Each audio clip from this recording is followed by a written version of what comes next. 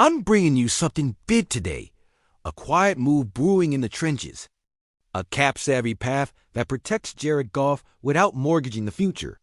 And a veteran answer to a problem that's been stretching our depth thinner than it should be. If you're a Lions fan who watches the line of scrimmage first, this one hits home because it's about keeping our window clean, our identity intact, and our quarterback upright when the weather turns and every snap matters. Welcome back to Lions News Fan Report. Let's lock in. Here's what I'm going to lay out. First, why Detroit's front office has zero interest in panic shopping and every interest in value. Then, the real state of the tackle room. What's sustainable, what's not, and what must change before Thanksgiving. After that, I'll connect the dots on a veteran in California who fits our scheme, our timeline, and our budget.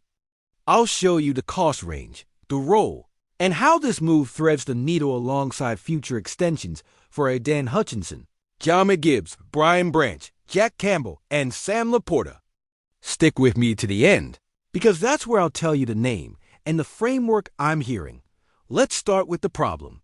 When your offense is built on rhythm, play action, and punishing body blows on the ground, the edges can't be a revolving door. This team's identity works because Penei Sewell sets a tone that travels. But the other tackle spot is asked too much of the swing solutions. Dan Skipper is a warrior and a culture guy. As a spot duty piece, you love him. As a weekly starter, defenses eventually find the seam. Giovanni Manu is a developmental bet you want to keep incubating, not rush back and overload after a setback. Taylor Decker remains the heartbeat on the left when he's right, but availability questions change the math from week to week. You can live on contingency plans in September. You can in late October. Here's the strategic layer. Brad Holmes has been a value hunter from day one. You won't trade a premium pick for a rental unless that player is a true multiplier in the postseason. He also won't let a soft spot on the protection map linger if there's a low-cost lever to pull. That's why the front office keeps a short list of plug-and-play, team-friendly, grown man tackles who can stabilize for 8 to 10 weeks and give you starter snaps without demanding starter money next spring. It's not glamorous. It's how contenders behave. Now, scheme fit. Ben Johnson's menu asks tackles to live in multiple worlds. Outside zone footwork one drive, gap power down blocks the next, and in pure island pass sets on third and medium when the defense knows what's coming. The Lions are at their best when they can run duo and counter with bad intentions. Then flip the page and hit play-action crossers because the edges have held up. That requires a vet who has seen every front, understands landmark discipline, and knows how to reset his hands when a speed-to-power rusher walks him back. It also requires someone who can step into a midseason call sheet and not blow protections in the red zone. The market is what it is. Nobody is tossing a premium left tackle into the street midseason. If you want elite, you pay a first or you pray. But there's a category of player who's stuck behind a youth movement, carrying a contract that's more about opportunity than dollars, and just needs a runway. That's the sweet spot. A one-year number you can digest today, zero long-term strings tomorrow. And a game-ready mind who's played on the blind side in real playoff weather football. Let me paint the prototype. Former first-round pedigree. Double-digit years in the league. A Pro Bowl on the resume. North of 90 career starts. Long arms, patient feet, good enough anchor when he wins early with inside hand placement. He's had injuries no one at this mileage hasn't, but when he's upright, he can be the adult in the room for a stretch run. Penalties? You manage them.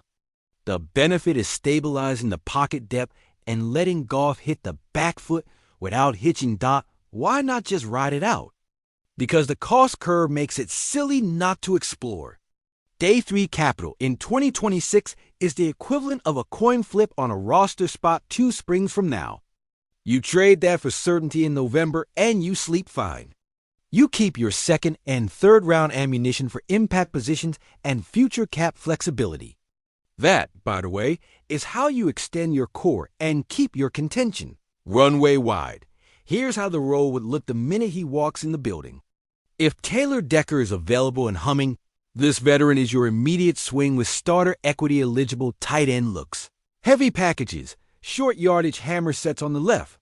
If Decker needs time, you install the vet at LT. Keep Penei Sewell where he's nuclear at RT, and you do not reshuffle your calling card. You can also tap into 6OL, groupings in the red zone, and 2-minute sequences because the trust level in pass pro slides goes up. And when you face a team that lives in simulated pressures, a veteran who has seen every nickel front is the difference between a field goal and a touchdown. Let's talk dollars and cents. Because the number is team-friendly and the commitment is short, you can still keep the war chest for extensions. Aiden Hutchinson is the non-negotiable. John McGibbs and Sam Laporta are the pillars of your modern offense. Brian Branch and Jack Campbell are tone setters on defense. None of that is threatened by a modest mid-season tackle acquisition. You're not renting a star. You're renting stability. All right, here's what I'm hearing, and this is the part you came for. The veteran on the board is DJ Humphries. Framework and circulation is a low-risk draft. Chip think a 2026 day 3 pick to pry him loose and drop him straight into Detroit's tackle room. Humphries checks every box I outlined. Former first-rounder, a Pro Bowl on the resume experience on the left side against real edge talent, and a current situation in Los Angeles that's more about depth chart dynamics than a lack of ability. The financials? Team-friendly for a contender that needs immediate snaps, not a multi-year handshake. The practical impact? You get a seasoned blindside pro who can either hold the fort at LT or be the best swing tackle in football, the second Taylor. Decker is fully stabilized. Let me break the fit down on the field. Humphries is at his best when he wins early with his inside hand and keeps his hips square. That neutralizes the long-arm bull rushers who try to compress the arc. In the run game, he's a strained player. He'll stay attached on duo and will climb with enough control to seal on outside zone. He's not a track sprinter in space, but he understands angles and how to shield the lane for cutbacks. On play-action keepers, his ability to sell run and recover to a set point is what keeps the boot game alive. And culturally, he's a veteran voice you can plug into a room that already knows who it is. There are risks, and I'm not going to sugarcoat them. The mileage is real. He's had stretches where penalties stack, especially when Cadence gets jumpy on the road. Health is something you manage week to week. But the reason I'm behind this is simple. The downside is a late pick and a few million you can absorb. The upside is that your offense never has to change its clothes in December. That matters when every defensive coordinator on your schedule decides to live in wide 9 South and run games at your edges. From a game plan standpoint, this opens up more 12 personnel with confidence you can protect on deep shots, especially off max protect looks that ask your tackles to stonewall for a beat longer. It lets Ben Johnson call the hard play action from heavy looks without flinching. It makes your short yardage menu nastier because you can go 6OL without holding your breath. And it helps keep the run-pass balance honest. When weather forces you to win in the phone booth, this isn't about chasing a headline. It's about finishing drives. Think about what a steadier pocket does for Jared Goff's timing with Emmanuel St. Brown and James Williams, for the screen game with John McGibbs, for the third down option tree where Sam Laporta lives. Protection is the amplifier. If you stabilize the left edge, you get to call the game you want, not the game the pass rush dictates. So here's my concise verdict. If the cost stays in the day 3 band and the medicals meet Detroit's threshold, I would pull the trigger on DJ Humphries. It's the cleanest possible way to guard your identity without touching premium capital. And it keeps the window wide for the core you're about to pay. I want to hear from you before we close. Do you back this move for DJ Humphries at a late round cost? Or would you rather ride the room as is and hold every pick for April?